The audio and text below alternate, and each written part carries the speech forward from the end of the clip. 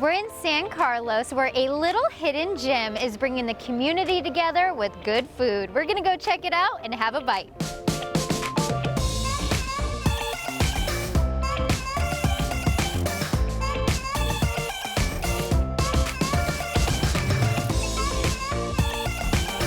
So we are here. This is a hop-in spot. The door has just been like on rotation, people walking in and out. Jeff, where are we? We are at the Trails Eatery on the border of San Carlos and Del Cerro, like in the middle of San Diego. Awesome, and this is your baby, shall we call it? This is the family spot? It is. So this is what I call my other child. I have two actual children, but the Trails is my love. It's my true passion. I'm so lucky that I get to do what I love for work. So I get to feed people and build community every day right here in San Carlos. That's amazing. So the first thing I noticed, I walked in, this place is packed and it smells delicious and yummy, so I can't wait to try this food. But also there's family photos, I take it, on the wall. In addition to all the families that are enjoying their meal, this feels like home, away from home. That's the whole idea.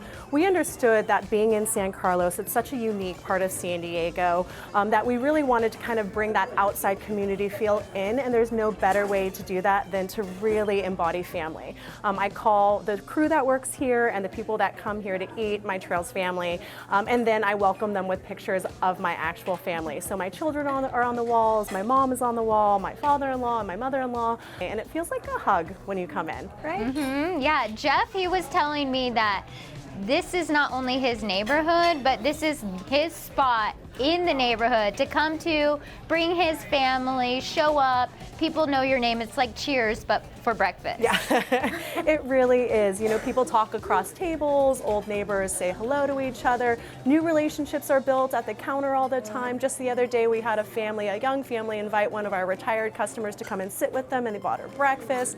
It's just a really special space, but I think it's just a reflection of San Carlos. It kind of feels like a little piece of middle America right here in San Diego, a true neighborhood where you know your neighbors, where people just care about each other in a way that's deep and meaningful. That is meaningful, and also something that's meaningful for San Diegans. I can speak for myself, but I know you, Jeff, have a background in the food industry with your family, having these fish markets in the Bay Area.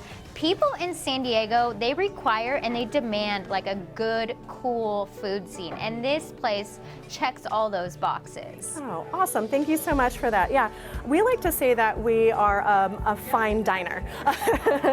So we like to do the simple things well. That's really important to us. But it's also important to have some fun. So we have here on the table, we have a lemon meringue, French toast, but it's in a jar. We've got a herbed honey glazed chicken and waffles. So there's just some fun things that are happening here. I have a strawberry lavender CBD mimosa.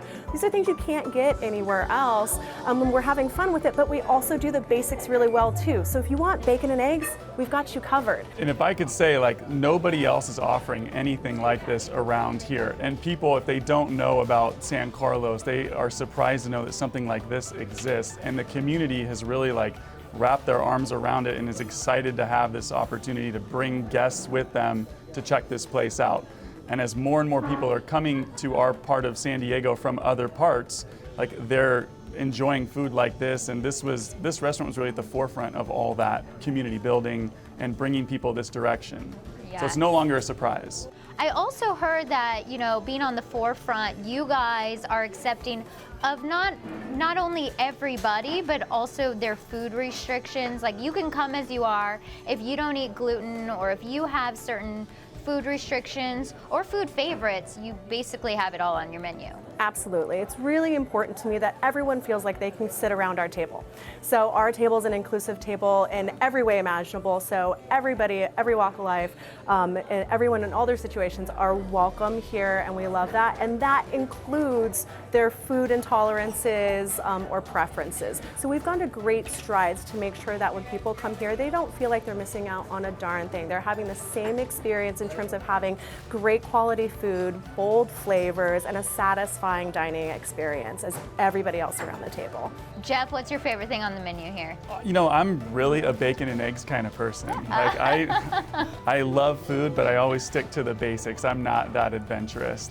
I did go to my first vegetarian restaurant ever about a month ago, and it was okay, but like again, bacon and eggs, you can't really go wrong there. With my fish market background, I do like a good crab omelet that my mom makes, but you don't find those out and about too often. Amazing. That's about as wild as I get. Oh, I noticed that on some of your cups, you're speaking of bacon and eggs, there's like #Bay, there's GFAF. What does that stand for? So officially, we'll say that that is either gluten-free is awesome fun, wink, wink, or good food and friends. A lot of our customers will say about that. We also have a brunch so hard. That's our hashtag that we use all over the place. I was asking a question earlier about like, so the gluten-free menu that you offer, and I was asking, is that something that, you know, we're now being more aware of food allergies and food issues and what we can and can't eat?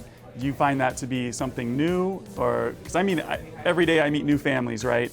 And I'm hearing about like what their kids are eating and not eating for dinner. Like as a parent myself, we're constantly talking about like what our kids are eating. We're lucky in our family that we haven't had any of those issues so far, but we're aware very much of it. So maybe you could tell us a little bit about how you started this and your approach to it. Sure. My son was born with a severe dairy sensitivity, which he's since outgrown, but I can tell you that he's still uncomfortable if he has too much dairy.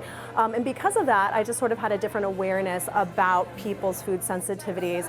And what I think is different now is that people are paying more attention to their bodies and recognizing that food not only is something that we eat as fuel, but it also can be harmful to us. So those things that we may have just kind of like said, oh, that doesn't agree with me. We're recognizing that as something that our body is actually rejecting now. Well, it's really great that you're offering that to our community, because again, you're serving a huge need and giving them something great to eat at the same time. So that's really fantastic for you to do that for us. Yes, my pleasure. absolutely. Well, thanks for having us. And I don't know about you, but I want to dig in more about this, but also the food.